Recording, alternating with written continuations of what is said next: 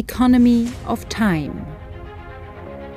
Full many a gem of purest ray serene, the dark unfathomed caves of ocean bear. Full many a flower is born to blush unseen, and waste its sweetness on the desert air. How many young men for whom nature has done so much blush unseen and waste their ability? Franklin said, "Dost thou love life? Then do not squander time, for that is the stuff life is made of." We have seen how Franklin used his time. Born the son of a soap boiler, lived to become one of our most noted philosophers, died worth thousands. Advice from such men carries conviction, for we cannot but feel that our chances are fully equal to what theirs were. Gladstone, England's most noted premier, once said, "Believe me when I tell you that thrift of time will repay you in afterlife with usury, but the waste of it will make you dwindle away until you fairly sink out of existence, unknown, unmourned." Thurlow Weed was so poor in boyhood that he was of necessity glad to use pieces of carpet to cover his all but freezing feet. Thus shod, he walked 2 miles to borrow a history of the French Revolution, which he mastered stretched prone before the sap fire, while watching the kettles of sap transformed to maple sugar. Thus was it that he laid the foundation of his education, which in after years enabled him to sway such mighty power at Albany, known as the Kingmaker. Elihu Burritt, a child of poverty, the son of a poor farmer, the youngest of 10 children. He was apprenticed at 18 to a blacksmith. He wanted to become a scholar and bought some Greek and Latin works, carrying them in his pocket and studying as he worked at the anvil. From these he went to Spanish, Italian, and French. He always had his book near him and improved every spare moment. He studied 7 languages in 1 single year. Then he taught school 1 year, but his health failing, he went into the grocery business. Soon what money he had was swept away by losses. Here we see him at 27, life seemingly a failure. Alas, how many would have given up? He left New Britain, his native town, walked to Boston, and from there to Worcester, where he once more engaged himself at his trade. His failure in business turns his attention once more to study.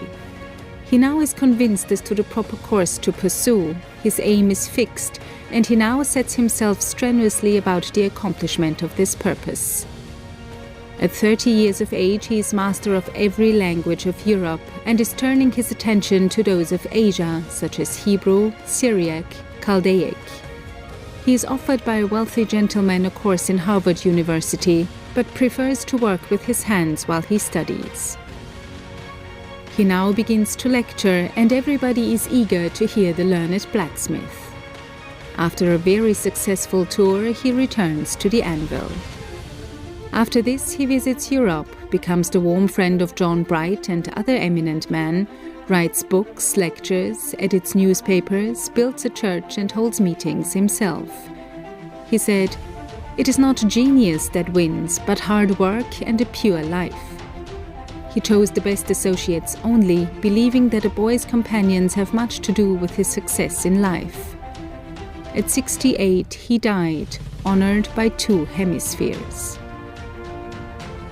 If our readers want further proof as to the result of improving spare moments, let them study the lives of such men as Douglas, Lincoln, Grant, Garfield, Blaine, Cleveland, and others too numerous to mention, and they will find that they were reared in the lower walks of life, but by using every available minute they have been enabled to rise to influence and usefulness. By this means they have worked the very odds and ends of time into results of the greatest value. An hour every day for 10 years will transform anyone of ordinary ability from ignorance to learning. Think of it. 1 hour could be easily improved each evening, counting 300 weekdays to a year.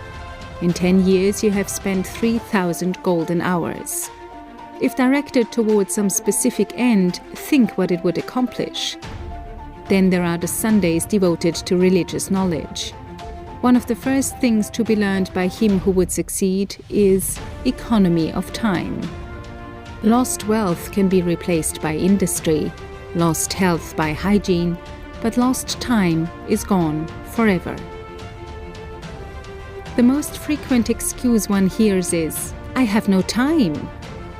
They cheat themselves with the delusion that they would like to do this or that, but cannot as they have no leisure. Dear reader, did you ever think that the more a person has to do, the more they feel they can do? Look at the men in our community who have done the most for mankind. Are they the wealthy, whose only duty seems to be kill time? No. Almost universally, they are the overworked class who seemed already burdened with cares. These are the men who find time to preside at public meetings and to serve on committees. It is easier for an overworked man to do a little more than for a lazy one to get up steam. A light stroke will keep a hoop in motion, but it takes a smart blow to start it. The busy man succeeds. While others are yawning and stretching, getting their eyes open, he will see the opportunity and improve it. Complain not that you have no leisure. Rather be thankful that you are not cursed with it. Yes, cursed it is 9 times out of 10. Think of the young man going to some vile place of amusement to kill time, then think of that young man utilizing that hour every night in the acquisition of knowledge which will fit him for life's journey. Think also of the money he will save. Leisure is too often like a two-edged sword. It cuts both ways. End of section 89.